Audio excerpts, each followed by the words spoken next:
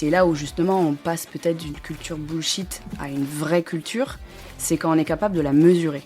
Moi, ma recommandation, c'est pas de travailler sur les valeurs, c'est vraiment au démarrage de travailler sur quels sont les comportements qui vont nous faire gagner. C'est vraiment se différencier. Il y a ensuite un aspect interne qui est de fédérer, de motiver, d'attirer des talents, de les retenir et de développer vraiment ce sentiment d'appartenance. C'est un gros enjeu aussi sur orienter les prises de décision. Et une fois que les fondations elles sont très claires, là on descend encore d'un niveau et on va vraiment aller travailler sur du coup, c'est quoi les comportements et la somme des comportements dans l'entreprise que l'on a aujourd'hui et qu'il nous faut pour atteindre ces objectifs d'entreprise. Bienvenue dans Tam Tam. Je suis Léo Bernard, le co-créateur de Blendy, la formation recrutement pour passer au niveau supérieur.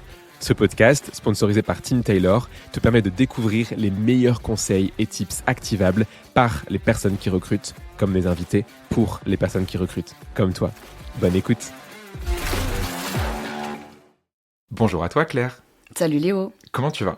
Je vais bien, et toi ? T'as dormi plutôt ok. Hier, on a fini au bar vers 23h30 minuit, je précise, pour la sortie du coup du livre Permis de recruter. T'as pu bien dormir, ça va ? J'ai bien dormi, je suis un peu fatiguée, mais je suis très excitée de faire ce podcast. Et je pense que j'ai le bon niveau de nervosité pour bien répondre à toutes les questions. Incroyable, bah écoute, trop chouette. Je suis trop à la fois heureux et ému de t'avoir au podcast, parce que du coup, pour les gens qui nous écoutent, t'as été la première personne avec qui j'ai bossé dans ma vie, alors en métier dans les RH, parce qu'avant j'ai fait des petits boulots comme tout le monde, j'ai été serveur, j'ai été genre conducteur de Segway et autres trucs chelous comme ça, mais ma première expérience en RH était avec toi, dans une équipe recrutement que tu gérais, que tu manageais du coup chez Sigfox. Donc je suis trop heureux que tu viennes nous raconter un sujet en plus que tu connais bien, que tu aimes bien, qui est le sujet de la culture d'entreprise. Ça va être un épisode très chouette. Donc voilà, ça me touche beaucoup. Je suis content d'être à Toulouse pour faire ça et pour enregistrer cet épisode. Comme je te l'ai mis dans la petite dédicace du livre, mais t'es quelqu'un qui a beaucoup compté dans mon choix de faire une carrière dans le recrutement et dans les RH. Donc c'est en grande partie grâce à toi que je suis là aujourd'hui. Donc merci beaucoup. Oh. Après, maintenant que je t'ai fait pleurer, on peut passer à la suite de l'épisode.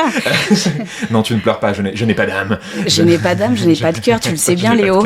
Tu te souviens de ton stage. N'aie pas de cœur. Dans les RH, il y a une règle, c'est pas avoir de cœur. Quand tu vires des gens, tu leur brises le cœur, mais toi du coup ton cœur il reste intact. L'enfer, t'imagines ? Premier degré. C'est faux, je précise. Du coup, pour les gens qui ne te connaîtraient pas et qui écouteraient cet épisode, est-ce que tu peux te présenter en 2-3 minutes, Claire ? Oui, eh bien écoute, moi c'est Claire, j'ai plus de 13 ans d'expérience maintenant dans people, management, recrutement, RH, ça s'appelle maintenant de plein de façons différentes. Majoritairement start-up, scale-up, donc toujours avec ce côté accompagnement de la croissance, créer justement une culture d'entreprise, un département people et la stratégie et les process qui vont bien. Je suis aujourd'hui Head of People de Beyond Aero, que j'ai rejoint il y a 8 mois, qui est une entreprise formidable, avec des CEO et des cofondateurs formidables. Et on est en train de créer le premier business jet, donc avion en jet privé, électrique. Voilà. Donc ça, c'est un super projet. Ça va dans l'ère de rendre électrique l'aviation.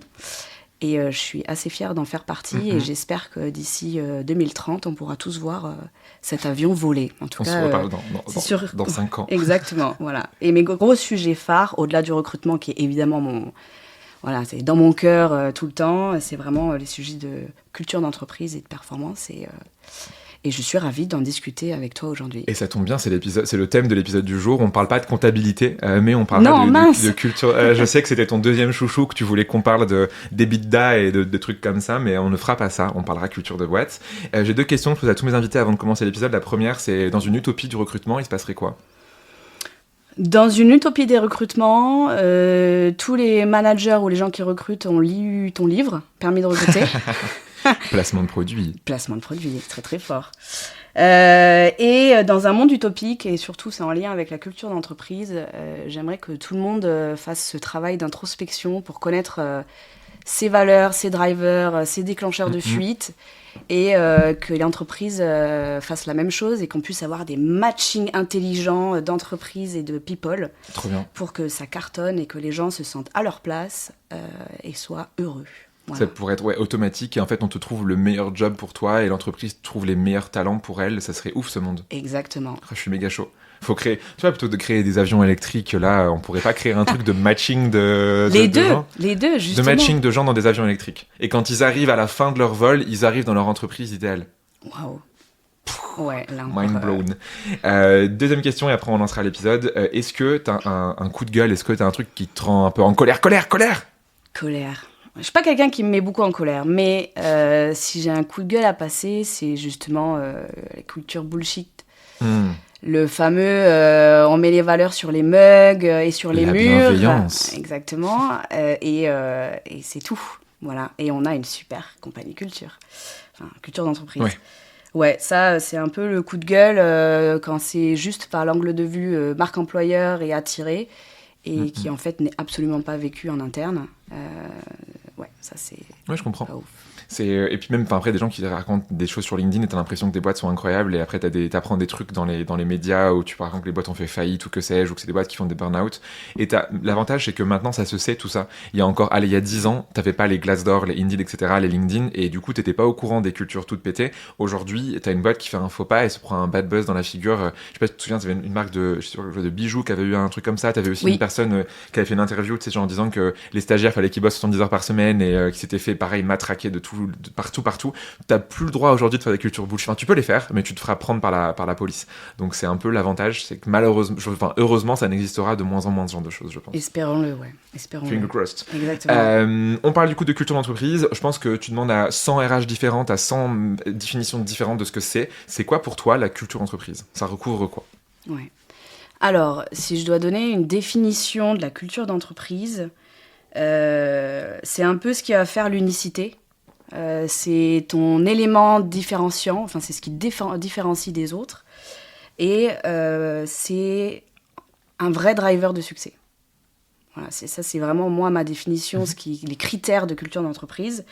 Et après, tu as un peu les définitions classiques théoriques qui sont, c'est un ensemble de valeurs, de croyances, de pratiques communes qui guident les comportements, les interactions, la façon de travailler, la façon de prendre des décisions en interne et en externe.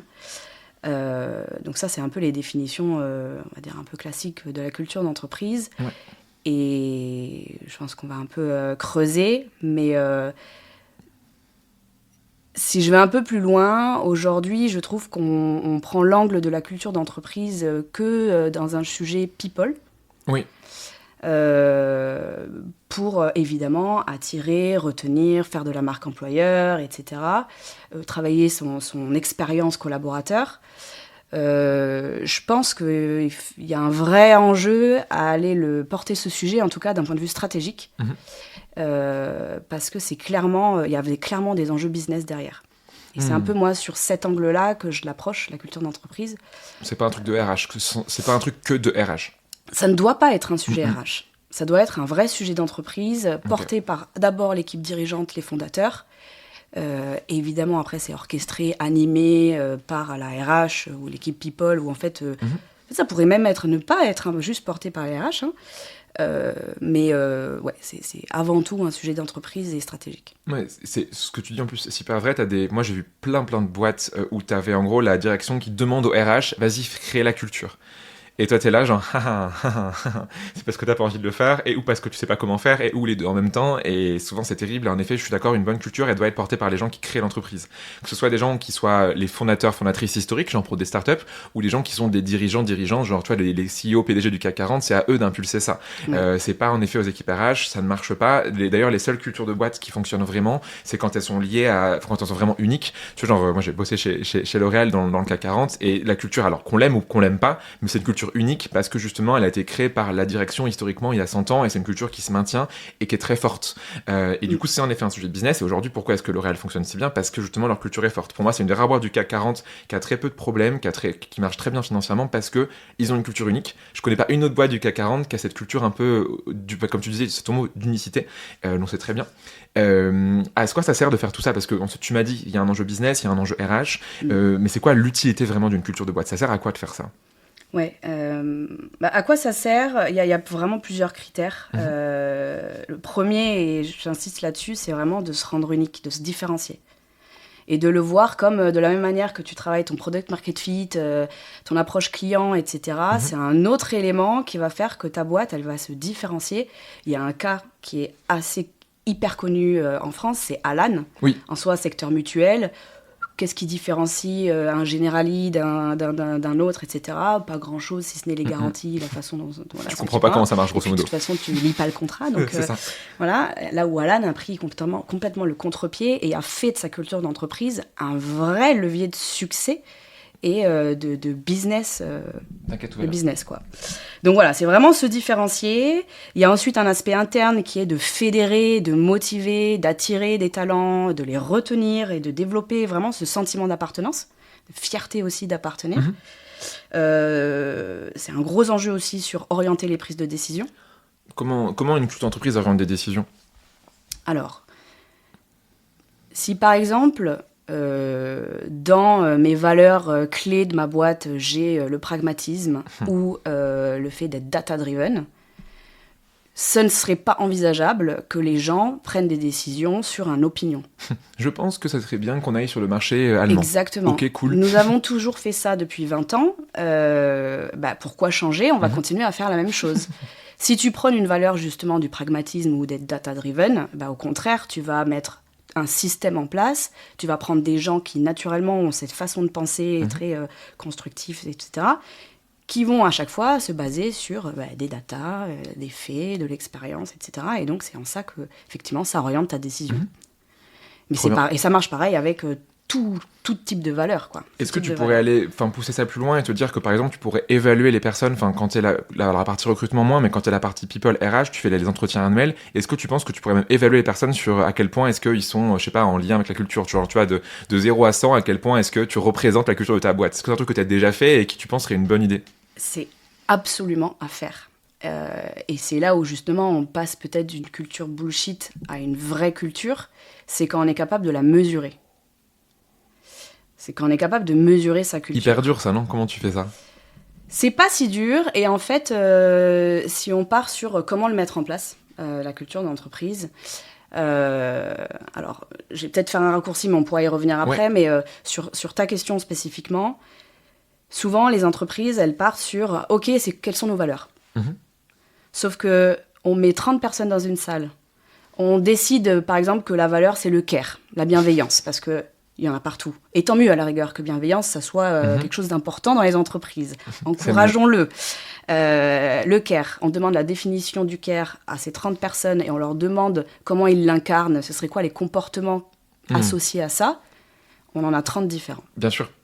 Et donc, moi, ma recommandation, c'est pas de travailler sur les valeurs, c'est vraiment au démarrage de travailler sur quels sont les comportements qui vont nous faire gagner, qui vont faire que on va aller répondre à nos objectifs business, qui vont faire que dans ce milieu compétitif, on va gagner, qui vont faire que on va attirer les bons talents, etc.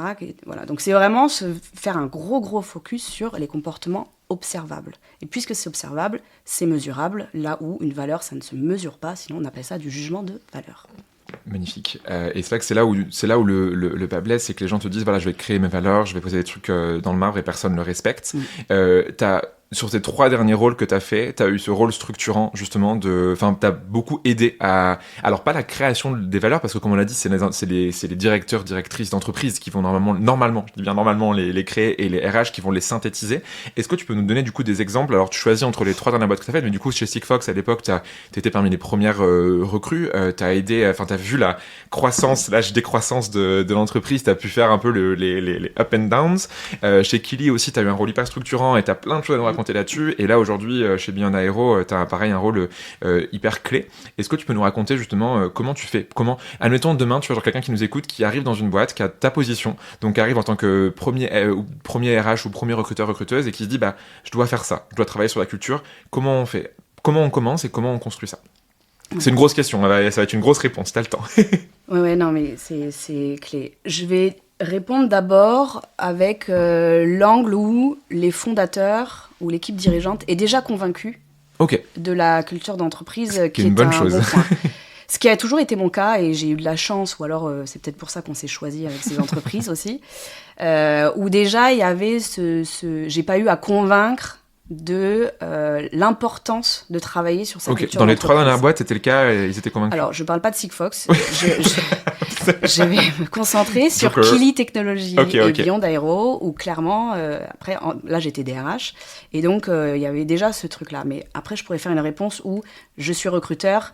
Mon équipe de direction ne veut pas en entendre parler, mais il faut quand même... Ça fait balancer du dossier. Donc on peut aussi faire ça. Ok, trop bien. Donc la première chose, c'est vraiment comment je fais pour framer pour faire mon framework de culture, pour développer ma culture d'entreprise. Déjà, c'est de revoir les fondations. Plutôt que de tout de suite aller sur la partie valeur, il y a un peu un travail d'introspection, de revoir les fondations et de bien comprendre quelle est notre stratégie. C'est quoi notre business model ? Dans quel écosystème on gravite ?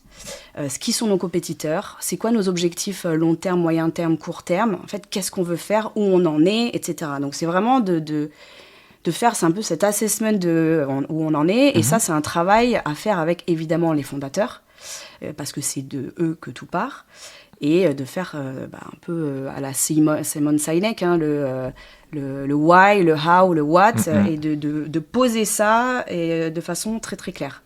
Comme ça pose vraiment les enjeux, le challenge, et on sait de quoi on parle et on sait la direction qu'on veut prendre. Là-dessus, pour descendre encore plus sur et concrètement, quand tu dis tu commences par comment tu fais ça dans la pratique, genre, parce que tu dis il faut poser des questions, commence par le why, comment tu fais en sorte d'avoir tout ça, d'avoir un truc tangible, un élément de travail Ouais. Alors moi, la façon dont je l'ai abordé, c'est que je leur ai posé en amont les questions. À la direction ou aux salariés ou aux deux ? À la direction, au fondateur. Ok. Là, vraiment, à ce stade-là, et même après, je n'implique pas les collaborateurs, et j'expliquerai après pourquoi. Okay. Là, c'est vraiment, je prends l'équipe fondateur, l'équipe fondatrice, et je leur pose toutes ces questions, avec un délai de réflexion où je leur dis, voilà, vous réfléchissez à tout ça, et ensuite, en session de travail, je vais venir creuser encore plus, leur tirer les verres du nez pour vraiment comprendre. Généralement, quand on est une start-up, tout ça, on l'a déjà. Parce qu'on est allé vendre à des investisseurs le projet, donc on connaît notre product market fit, on connaît la cible, la compétition. Donc, ce sont normalement des éléments qu'on a, et les fondateurs ou les dirigeants sont à l'aise sur ces sujets, normalement.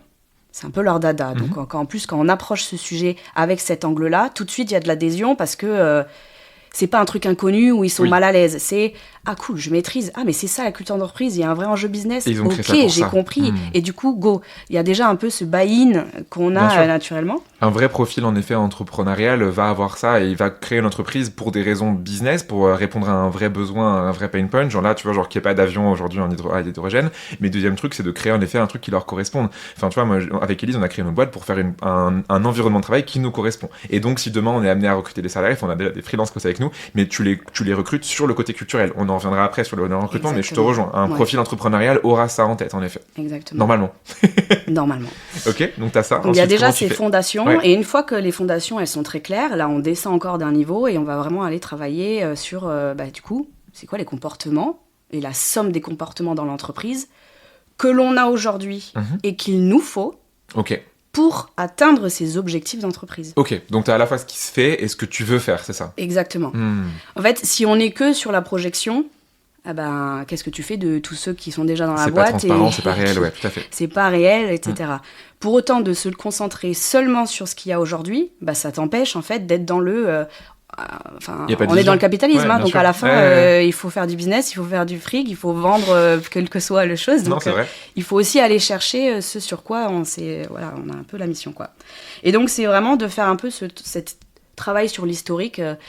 Je donne des questions comme ça, mais il y en a plein, et je pourrais même les écrire s'il faut, mais ça a été quoi les comportements, par exemple 3 comportements qui ont apporté du succès, de la réussite dans les 5 dernières années. Okay. À défaut, quels ont été des vrais exemples, et de se recreuser, vraiment recreuser sur « Ah, mais tel deal, on l'a perdu ». Qu'est-ce qui a fait qu'on l'a perdu ? Et là, on va vraiment tirer les ficelles. Et de la même manière, quels ont été les gros succès de la boîte depuis les 5 dernières années ?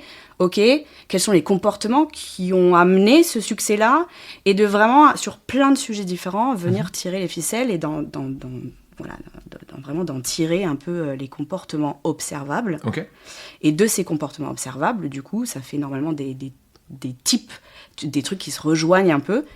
tu en découles tes valeurs d'entreprise. Ok, d'accord. Donc direction, vision, comportement attendu, pas attendu, présent, futur, et après t'arrives aux valeurs.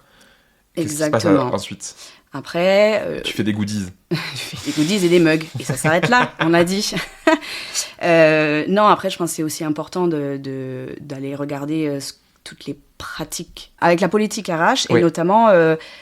aujourd'hui, comment tu gères les temps de travail, c'est quoi ta remote policy, est-ce que c'est flexible, pas flexible, tout ça. Donc tout ça aussi, c'est à intégrer dans ces fameux comportements, de voir un peu, de faire un peu un état des lieux, et par rapport à ça et ce que l'on souhaite, du coup, comment je veux construire ma culture d'entreprise.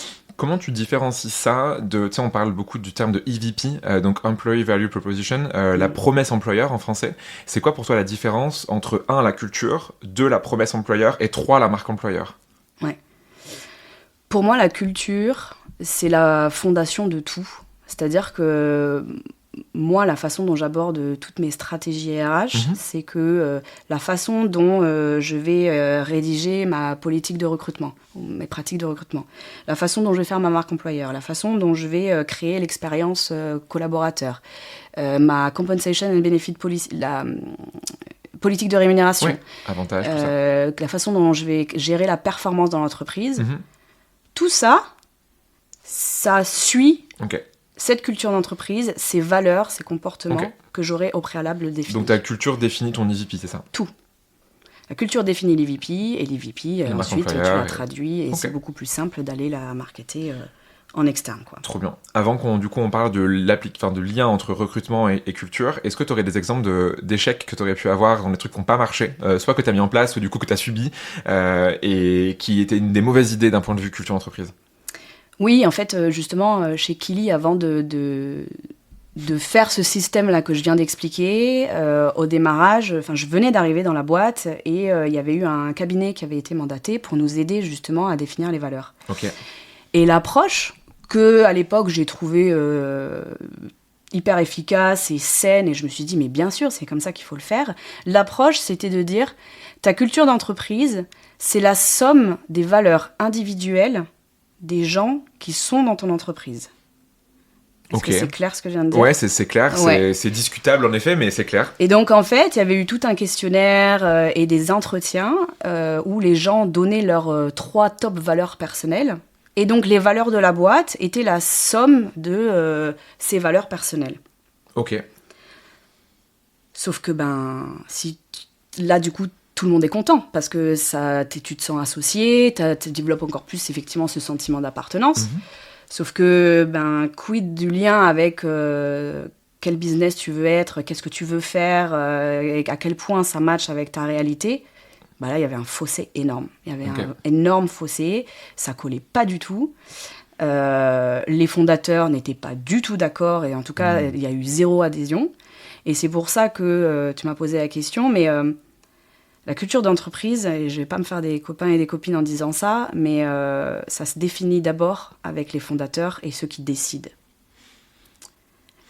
On ne pose pas la question aux collaborateurs. Et c'est vrai que là-dessus, c'est clivant. Tu as 2 écoles. Tu as des gens qui pensent en effet ça, et d'autres qui disent non, c'est d'abord les collabs. C'est soit tu fais bottom-up ou top-down. C'est deux comment dire, lignes éditoriales. C'est 2 lignes éditoriales, exactement. Et moi, je suis plutôt... j'ai fait les 2. Et donc maintenant, je peux dire que je suis assez discriminante là-dessus. Très bien. Comment, du coup, une fois que tu as fait ça, donc tu as ta culture d'entreprise qui est définie, qui est claire, tout le monde la partage, la comprend, et s'en est approprié, comment tu appliques ça au recrutement ? Comment tu recrutes avec la culture en tête ? Une fois que c'est très clair, que tu as la bonne définition, que tu as le bon comportement par valeur, moi, ce que j'ai fait, c'est, au niveau recrutement, j'ai fait une scorecard dédiée par rapport à ces comportements observables. Pas par rapport aux valeurs, vraiment les comportements. Oui, qui était la déclinaison des valeurs. Exactement. On reprend par exemple la bienveillance, qui est une valeur que tout le monde adore. Êtes-vous bienveillant à la question d'entretien qui marche super bien. Oui, bien. Si bienveillance, les comportements observables, on les a traduits comme j'accepte la diversité, où il y a un lien avec la diversité, et on donne du feedback et on en reçoit. Ça, c'est des comportements très observables, la capacité à donner et à recevoir du feedback, etc. Je donne des exemples vraiment random.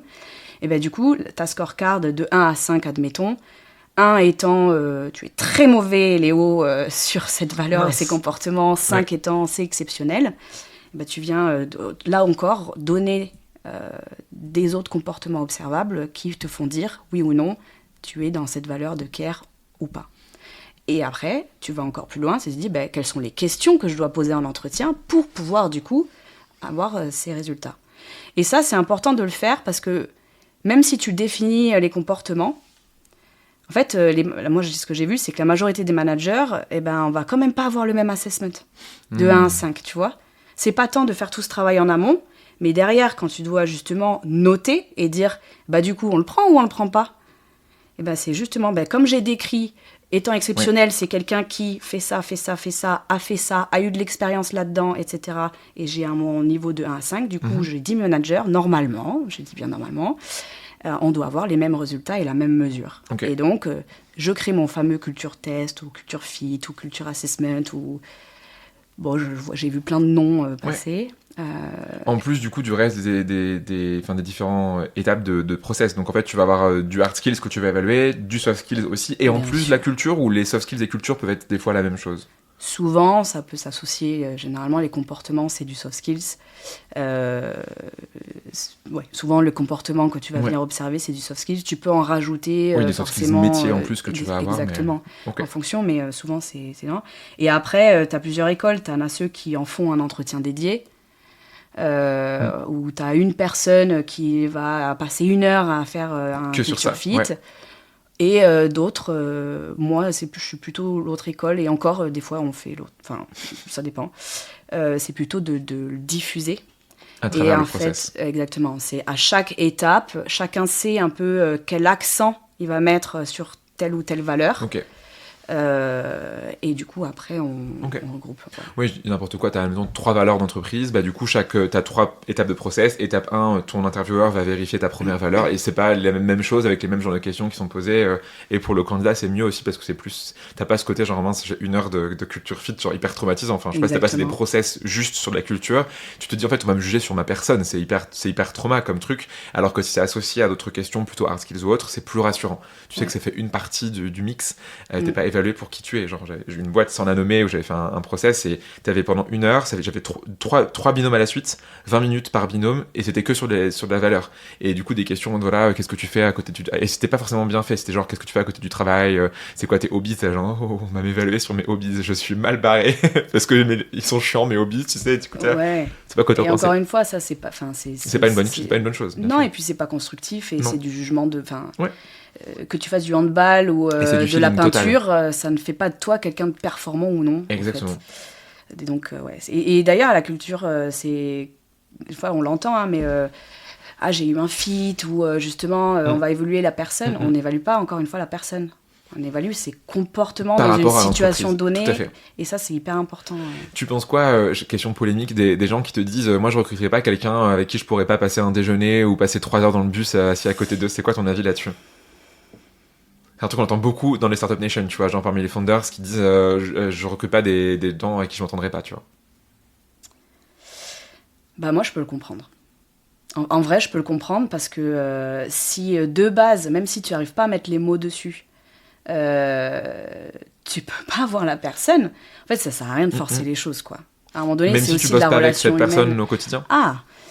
Ouais, alors ça, c'est peut-être encore différent, mais encore une fois, si les valeurs sont bien définies, si les comportements ils sont encore hyper clairs, t'es pas censé arriver au niveau founder, donc qui souvent est le dernier entretien, avec une personne où tu te dis hors de question, je veux pas l'avoir dans mon entreprise.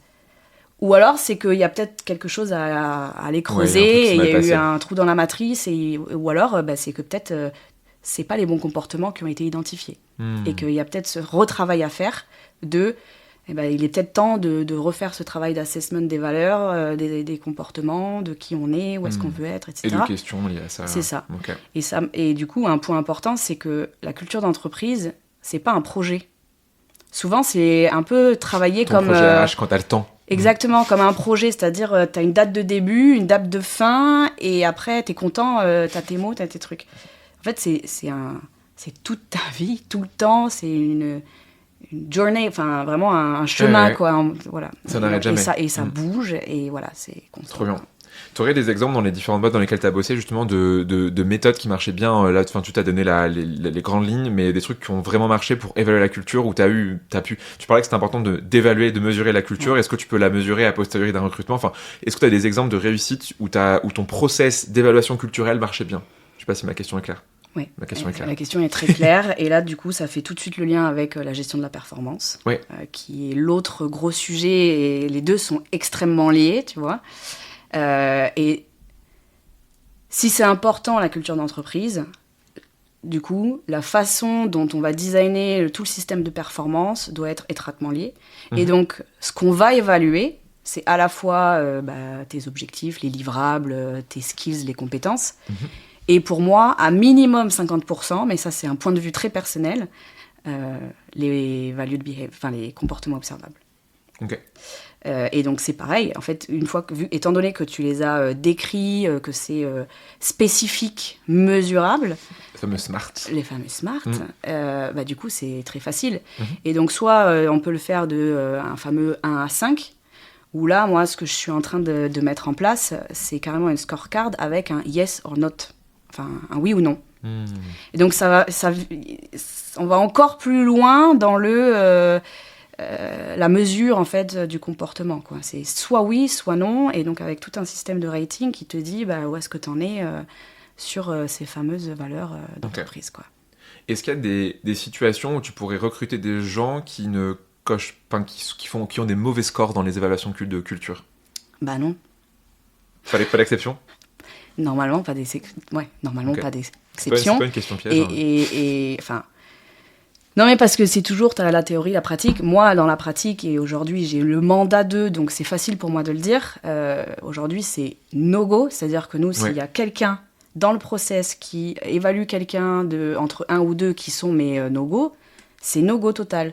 Ça peut être la personne la plus brillante sur son sujet, ça sera no-go, on ne recrutera pas cette personne. Ouais, à choisir entre adéquation culturelle mais moins de compétences et l'autre, tu choisis la personne qui a le plus de culture fit et tu la formeras éventuellement sur le terrain, quoi. C'est ça, ou en tout cas, il n'y a pas de compromis sur les valeurs. Ok. Ça ne veut pas dire qu'il faut dénigrer les compétences, etc. Évidemment, après, c'est selon ce que tu dois livrer derrière, il ne faut pas mettre les gens en difficulté non plus, mais en tout cas, c'est ça. Et de la même manière, si je pousse encore plus loin, sachant que ça doit être un peu discriminant quelque part, si ton système de performance est bien fait et que tu as des gens qui sont très mauvais au niveau des valeurs, ça veut dire qu'il faut aussi avoir le courage de sortir ces personnes et de s'en séparer. Voilà. C'est un peu le bon. Je t'appelle Xavier. Merci, au revoir. Trop bien. Dernière question pour toi que j'ai. Souvent, t'as des termes aussi qu'on utilise, alors un peu moins en France, mais donc de culture fit et culture ad. Je te précise avant de poser la question, mais en gros, c'est facile à comprendre. Le culture fit, en gros, c'est est-ce que du coup, la personne que tu recrutes fit, donc convient à ta culture de boîte. Le culture ad, ça va être est-ce que cette personne va ajouter des choses et donc potentiellement améliorer ta culture d'entreprise. Mais du coup, ça rejoint ce que tu disais tout à l'heure sur, tu vois, genre le fait que tu n'étais pas d'accord avec la somme des individualités. Donc, qu'est-ce que tu penses de cette différence? Est-ce qu'il faut mieux faire du culture fit, du culture ad, les deux en même temps? Aucun des deux? C'est une bonne question et je savais pas ce que c'était que le culture ad, donc tu vois, c'est cool, j'apprends des choses. T'as appris un truc. Et en fait, si on part du principe que les comportements ou les valeurs, selon comment on les décide, mais c'est ce que tu veux pour ton entreprise, de facto, il y en a qui vont vachement l'incarner à l'instant T et d'autres qu'il va falloir aller chercher. Si à un moment donné, il y a un sujet de là, on se développe à l'international sur les 3 prochaines années, c'était pas du tout le cas avant, mais là, vraiment, il y a ce sujet-là, il y a un pivot de l'entreprise et tout. Donc, on a revu les valeurs et donc l'ouverture d'esprit, l'accueil de la diversité font maintenant partie des comportements qu'on veut voir. Là, on va être plus dans du culture ad. Dernière question pour toi, Claire, avant de passer aux 3 questions de fin d'épisode que je pose à chaque invité. Est-ce que tu as un mot de la fin, un truc à raconter sur ce côté culture d'entreprise, une histoire à raconter, un échec, des boîtes qui font ça très bien, des boîtes qui font ça très mal? Est-ce que tu veux nous délivrer un scoop international sur Sigfox, un truc Je ne dirai rien sur Sigfox. C'était une aventure incroyable. Et en fait, je pense que c'est grâce à Sigfox que j'ai appris énormément et que j'ai fait énormément d'erreurs et que j'en suis là aujourd'hui. Toute aventure a ses hauts et ses bas. Exactement. Non, peut-être la chose à rajouter, c'est que là aujourd'hui, je dis pas que c'est facile, mais moi j'ai eu le mandat à chaque fois sur l'aspect culture d'entreprise. Donc quelque part, on se sent beaucoup plus enclin à travailler ces sujets, à les porter, à être vraiment le porte-parole en interne et en externe de ça, et c'est facile. Pour autant, je pense que ça représente quoi aujourd'hui, 20% peut-être des boîtes, et peut-être plus dans la Startup Nation, comme tu dis. Mais dans la majorité des boîtes, notamment les milieux industriels, ce genre de choses, on arrive, on dit « Alors, la culture d'entreprise », tout le monde qui nous regarde, et il dit « Mais c'est n'importe quoi ». Et donc peut-être mon message pour tous ces gens, et notamment les recruteurs qui sont dans ces boîtes-là, soit qui sont tout seuls, qui n'ont pas de RH, de DRH ou de patron, c'est aussi à notre niveau ou à leur niveau de faire peut-être ce travail d'introspection et de dire ok, les 5 dernières années, quels ont été les recrutements qui ont cartonné, quels ont été les recrutements où on a arrêté la période d'essai, pourquoi, ça a été quoi les comportements clés, et même si tu n'en discutes pas avec la hiérarchie et que tu l'affiches pas sur les murs, les mugs et tout, quelque part tu fais un peu ce travail-là de ok, j'ai pas le mandat, on va pas parler de culture d'entreprise, mais pour m'assurer de faire des bons recrutements en interne, même si c'est pas écrit, eh ben, voilà, en tirant des ficelles un peu, on peut aussi faire son petit chemin, quoi. Super clair ce que tu dis là, et enfin c'est hyper intéressant, et faut pas, si la direction ne fait pas, et tout c'est disais tout à l'heure, les cas où la direction n'est pas forcément à impulser ça, en effet, en tant que RH, recruteur, recruteuse, même des fois genre t'as des gens qui font un job un peu à tout faire, où ils sont assistants en direction, ils font 1000 et un jobs en même temps, de faire un minimum de taf là-dessus, parce que c'est pas que ça peut être hyper utile. Ça serait peut-être qu'un jour on aura, je sais pas, une manière simple de construire ça pour tout le monde, et toutes les boîtes arriveront à avoir. Après t'as des boîtes qui n'ont pas vraiment d'éléments différenciants, qui pensent qu'ils n'ont pas d'éléments différenciants parce qu'ils n'ont pas fait ce boulot-là. Mais t'auras toujours une différence. Tu prends deux câbles comptables à Toulouse, ils seront forcément différents pour une raison ou une autre. Même si c'est des petites différenciants, il y aura toujours une différence entre des boîtes qui font grosso modo la même chose. C'est clair. 3 questions de fin que je pose à tous mes invités. La première, aller à un monde où tu te retrouves sur une île déserte, tu veux partir en voyage, ton avion se crache, t'es la seule survivante, hyper glauque comme truc. T'arrives sur une île, qu'est-ce que tu prends comme contenu avec toi pour attendre les secours ? Ton livre, Léo, évidemment. Deuxième placement de produit. Ce podcast n'est pas un podcast rémunéré. Les propos de Claire Panier-Détouche n'engagent qu'elle-même et non pas la personne qui est à l'origine de ce podcast. Ceci est un message. Je ne l'ai pas encore lu, donc oui, voilà, exactement. Je sais même pas. À tous les coups, c'est nul, quoi. Tu vas dire, est-ce qu'on peut enlever le passage à la fin, Léo, où je dis que ton livre est... Faudra couper ce passage. Donc tu prends le livre. En plus, ça peut être utile pour faire du feu, s'il faut. Évidemment, ça peut tout à fait pour frapper un animal, un moustique, voilà. Donc ça c'est vrai, et en fait déjà c'est très cool tout le travail que vous faites avec Élise sur l'aspect recrutement. Et moi il y a un autre blog qui m'a pas mal inspiré et servi, c'est Figures. Ouais, qui fait un gros travail sur la partie leveling, si etc. Exactement. Et plus récemment, c'est Revolut qui a sorti tout leur système de performance, qui est assez dingue. Et qui est assez dingue, ouais. Qui a une approche assez différenciante. Ça n'a rien à voir avec la culture d'entreprise ou le recrutement, mais je partage. Si jamais vous avez ces sujets, je vous conseille d'aller les voir. Ce message n'est pas sponsorisé par la banque en ligne Revolut. Si vous êtes en France, achetez français, achetez Conto, tout le truc horrible. Pas du tout, parce que je trouve au contraire, et peut-être que je vais me faire des ennemis, mais que niveau culture d'entreprise, ils sont pas bons du tout, par contre. Je connais pas assez pour avoir un avis, mais je te fais confiance. Deuxième question pour toi, est-ce que tu as quelqu'un que tu aimerais entendre au micro de Tam Tam ? Oui. Ouais, c'était assez fort. Moi-même dans 5 ans, quoi. Si, quand on aura réussi à faire voler ton avion, faut qu'on refera un épisode dans 5 ans. Si, la saison 8 de Tam Tam. Exactement. Et en plus, on n'a pas dit après, une fois que tu l'as défini, ta culture, comment tu la gères en interne. Ça, il faudra soit trouver quelqu'un pour le Exactement. Soit faire une partie 2. Mais non, moi, j'ai quelqu'un que j'ai trouvé très inspirante et qui, je pense, sur un thème du recrutement pourrait être hyper pertinente. C'est Hélène Pivert, d'Inclusion Conseil. Qui en fait intervient c'est avec 2 associations, Diversity Days et Mosaic RH. Trop bien. Avec un mouvement qu'ils ont lancé qui s'appelle Take Your Place et qui œuvre à justement amener plus de diversité dans les startups. Donc c'est tout un programme, etc. Et Hélène fait des formations justement sur comment lutter contre les biais cognitifs, comment amener plus d'inclusion et de diversité, et notamment sur l'aspect recrutement. Et j'avais trouvé ça extrêmement enrichissant et inspirant. Et donc, je pense que ça pourrait être... Mais elle n'est pas toulousaine. Elle est pas toulousaine, elle est parisienne. C'est bien, tu aurais pu faire du chauvinisme, tu vois, dans l'épisode avec Akram, l'épisode précédent, il m'a dit, moi je te recommande que des gens à Toulouse. Non, c'est faux, en plus il m'a recommandé quelqu'un au Canada, donc on est clairement bien loin de Toulouse. Ah oui, ouais. Mais ok, trop bien, bah écoute, merci pour la reco d'Hélène. Et dernière question pour toi, un dernier conseil que tu aurais aux gens qui nous écoutent, les gens qui nous écoutent, c'est des recruteurs, des recruteuses, des RH, quelques managers et dirigeantes récemment qui m'ont dit qu'ils écoutaient un petit peu sur les quelques épisodes qui leur plaisaient. Un conseil pour quelqu'un qui fait du recrutement aujourd'hui, ça peut être ce que tu veux. Un mot, une phrase, une recette de cuisine. Vous n'êtes pas seul. Attention, vous n'êtes pas seul. Vous n'êtes pas seul. Tout le monde galère et c'est normal. Il n'y a personne qui vit des process de recrutement sans embûches, sans galère. Tout le monde galère. Et ça, je pense que ce serait mon mot de la fin. Voilà. Soyons solidaires. Rendons ce métier encore plus beau et parce que c'est un magnifique métier. Meilleur job. Voilà, avec l'humain au centre de tout. Et ça commence à se savoir. C'est devenu beaucoup plus stratégique qu'il y a 10 ans. Et clairement. Ça, c'est très fort. Et donc, ouais, on n'êtes pas seul. On galère tous. Trop stylé. Merci Claire pour ce mot de la fin. C'était un plaisir de t'avoir au micro de podcast.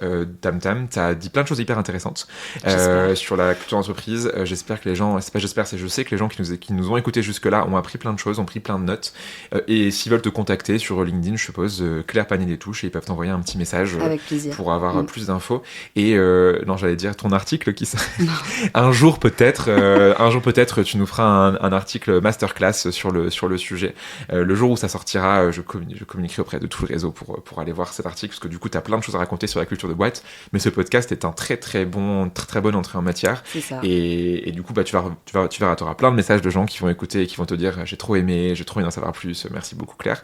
Donc merci d'être venu au micro de Tam Tam, et d'avoir accepté de venir à Toulouse, non, c'est moi qui suis venu en plus à Toulouse, n'importe quoi. Je suis trop content d'être là et d'avoir fait ça avec toi. Passe une très bonne journée, à bientôt. À bientôt Léo et merci beaucoup. Tu es arrivé au bout de l'épisode. Merci et bravo. Merci parce qu'on met du temps et du cœur à faire ce podcast avec tous mes invités. Donc en écoutant jusqu'au bout, ça fait grave plaisir. Bravo, car en écoutant Tam Tam, tu progresses dans ton recrutement, tu fais de la veille, tu challenges tes pratiques et ça, c'est vraiment chouette. Et si tu veux aller encore plus loin et te former avec Blendy, tu sais où me trouver. Maintenant, si ce podcast te plaît, tu sais ce qu'il te reste à faire. En parler au monde entier et faire des t-shirts à mon effigie. Non, on va pas aller jusque là, mais 3 choses que tu peux faire. Premièrement, aller mettre une bonne note sur Apple Podcast ou Spotify. C'est peut-être un détail pour vous, mais pour moi, ça veut dire beaucoup. Deuxièmement, tu peux en parler autour de toi. Et 3, tu peux envoyer un petit mot doux à l'invité du jour si tu l'as trouvé pertinent. Je suis sûr que tu feras des heureuses et des heureux. Allez, à très vite pour un nouvel épisode de Tam Tam.